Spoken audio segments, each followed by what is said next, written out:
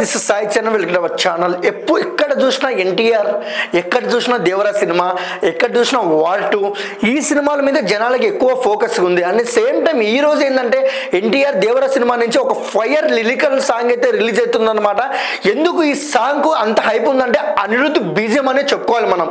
Just ఒక 8 సెకండ్ల glimpse, just అలా సాంగ్ రిలీజ్ అయితేనే అసలు మైండ్ బ్లాక్ అయిపోయిందని అయితే ఫ్యాన్స్ అంటున్నారు. అండ్ యూట్యూబ్లో కూడా మిలియన్స్లలో వ్యూవర్షిప్ అయితే ఉంది. అండ్ అనిరుద్ధ్ గురించి మనం మాట్లాడుకోవాల్సిన అవసరం లేదు.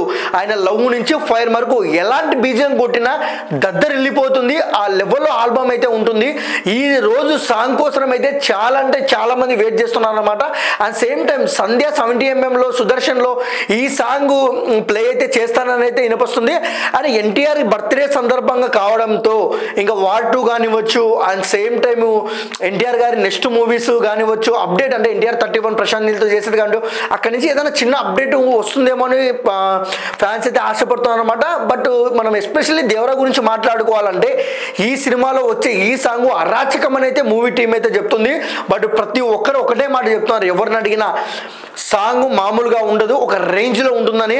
అండ్ సేమ్ టైం ఈ సాంగ్ కోసం చాలామంది అభిమానులు వెయిట్ చేస్తున్నారు. బట్ ఈ సాంగ్ గురించి ఒకవేళ ఇది సాంగ్ మీరు జస్ట్ ఆ గ్లిమ్స్ చూస్తుంటే మీకు ఎలా అనిపించింది, అండ్ గ్లిమ్స్ ఎలా అనిపించాయి దేవరా, అండ్ మీకు దేవరా మీద ఎలాంటి ఎక్స్పెక్టేషన్స్ ఉన్నాయో మా కామెంట్ సెక్షన్లో అయితే కామెంట్ తెలపండి.